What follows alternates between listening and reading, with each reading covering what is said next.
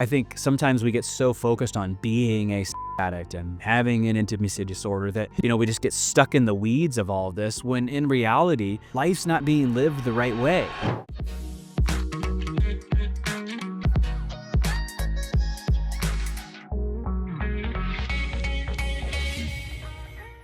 When was the last time you heard somebody say, I can't wait to stop going to the gym? I can't wait to stop eating healthy. I can't wait to stop brushing my teeth. You never hear someone say these things. Why? Because they're good for us. They're just good things to do, so we do them. The irony is a lot of guys in recovery want to stop doing recovery. Like, when do I have to stop going to these groups and these meetings? When do I have to stop going to therapy? When do I have to, they want to stop it. And it's interesting to me. I don't get it. To me, I think a lot of people who want to stop doing recovery are doing recovery wrong. I really do believe that. I think they're so focused on the sexual stuff. They're always talking about the sexual stuff in therapy. There's all like, let's not do. I mean, how much can you actually talk about not doing it? I mean, there's only so much to talk about. I think when I see people who really enjoy recovery and love it, the focus becomes on honesty, integrity, focusing on connecting with other people, trusting others, your outlook of what life's all about, right? And how to spend our time, right? It's all of these precursors that we really need to get right, not the stuff at the very end. I think too often we focus on the trauma, the emotional dysregulation, and then the sexual acting out. And I think, yes, those things need to be discussed and understood. But I mean, true recovery happens way upstream when you're just getting right with yourself. You're living this purpose-filled, intentional life. And that's best done by focusing on living a purpose-filled, intentional life, right? And there's precursors involved in that too, right? Do you think that you need to constantly impress other people? You feel like you need to charm them, please them. You feel like the most people like successful people. So now you're constantly prioritizing success over other areas of your life. Maybe you think people value your appearance, right? So you're eyeing clothes or spending tons of time at the gym or whatever it is. But it's all those things where we start to become focused on things and thoughts and processes rather than just being present in the moment, being present with ourselves, being present with other people, and ignoring all of these silly things about man-made concepts of money and appearance and fashion clothes and all this nonsense. It's this way that humanity has gone. I think sometimes we get so focused on being a addict and having an intimacy disorder that, we just get stuck in the weeds of all of this when in reality, life's not being lived the right way.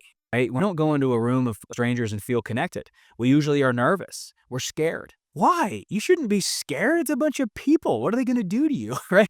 But it's a lot of these things that just humans don't, we've just gone astray. And some of these beliefs lead to compulsive sexual behaviors. They lead to affairs. They lead to using women to validate us. It leads to pursuing money and the success and excellence and pursuing it to the point where you prioritize it over your marriage, over your own integrity, right? So it's these issues that need to be addressed. And so to me, why would we ever say, when do I have to stop doing recovery work? To me, it's more important than anything else. Honesty, integrity, intentional living, feeling proud of yourself, being excited about tomorrow. These are core elements of living a good life. And I'll tell you right now, when you're in a healthy place like that, you don't violate your integrity. You don't use women for self-gain, right? You're not scared of people. You're not competing with others. You're not sizing everybody up, right? All these weird things that humans do. When you're in a healthy place, we don't do those things. We don't do those things. And it's all of that unhealthiness that makes us less present. It makes us scared. It makes us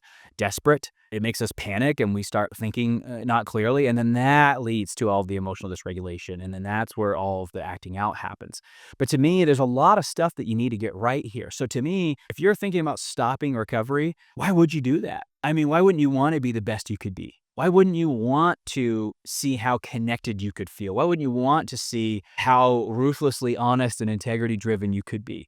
Right? Like, why wouldn't you want to live up to your fullest potential and live and enjoy all of the aspects of life more? Because that's what recovery is going to do. That's what seeing your therapist is going to do.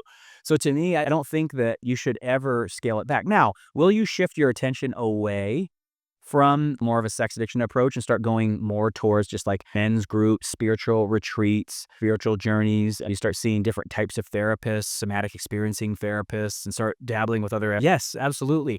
But to me, that's all recovery.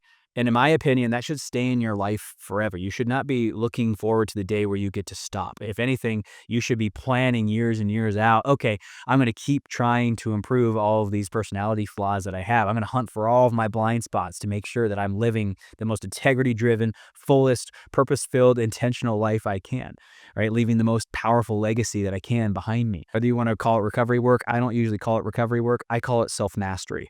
I call it self-mastery because recovery, I think, comes with this kind of stigma of there being some sort of end, a finish line. Whereas self-mastery, I mean, who's ever completely 100% mastered self? Nobody. So it's this really fun, kind of endless game to play. And the cool thing is your family benefits, your marriage benefits, and you benefit.